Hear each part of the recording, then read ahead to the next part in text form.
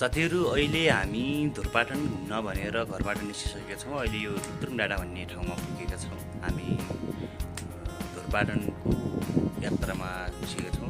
धुरपाटनको अवलोकन गर्ने भनेर बुढीलाई साथमा लिएर आएको छु। बाटोमा यस्तो दृश्य पनि देखिएको छ यो है। यस भिडियोलाई अन्तिमसम्म हेरेर साथ दिनुहोला। साथै लाइक, कमेन्ट, सेयर र सब्सक्राइब गर्न पनि नभुल्नु होला।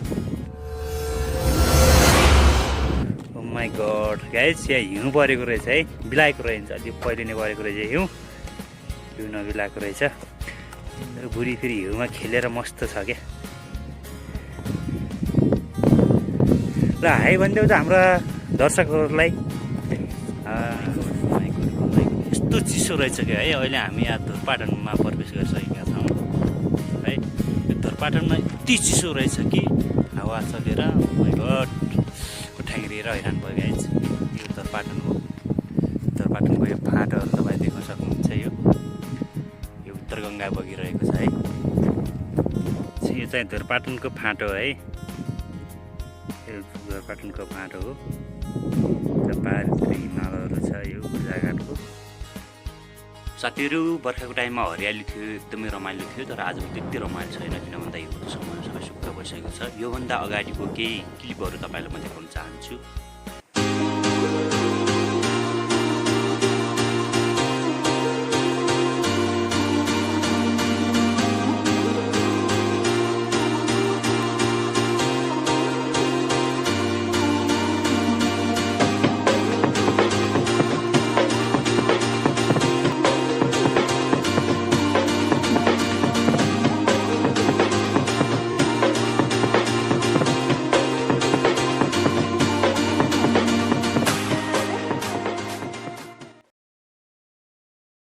यो धुरपाटनको बडा मन्दिर क्षेत्रतिर आएको छौँ। यो प्रवेशद्वारमा आएको छौँ। ल बुढी ढोका खोल त। गेटमा ढोका लगाएको रहेछ, तालो चाहिँ लगाएको रहेनछ। बिस्तारै बिस्तारै बुढी बिस्तारै। ल छिरौँ हामीभित्र।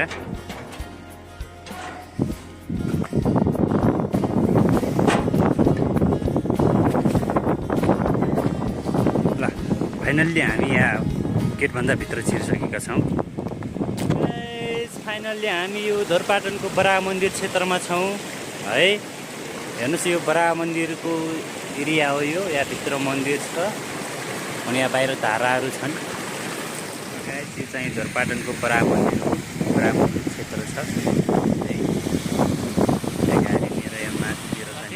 अहिले हामी यो धुरपाटनको बडा मन्दिर क्षेत्रमा छौँ। यहाँको अवलोकन गरिरहेका छौँ। यहाँ धार्मिक स्थल है। यो धुरपाटनको बडा क्षेत्र मन्दिरको आसपासको क्षेत्र हो। यहाँ माथितिर बडा मन्दिर छ। अहिले हामी यहीँ भ्रमण गरिरहेका छौँ।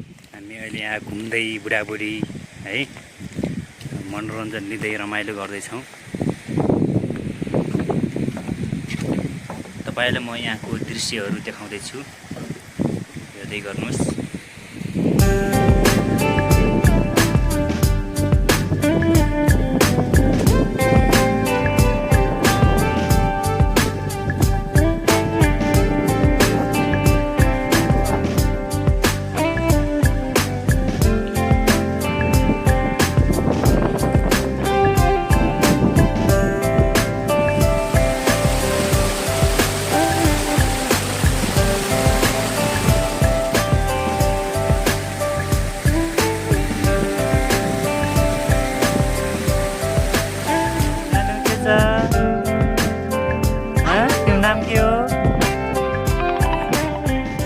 तिम्रो नाम के हो?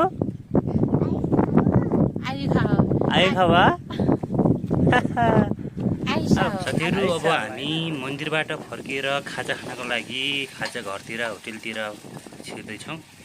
तातो खाजा नास्ता खाँदैछौँ है गाइज।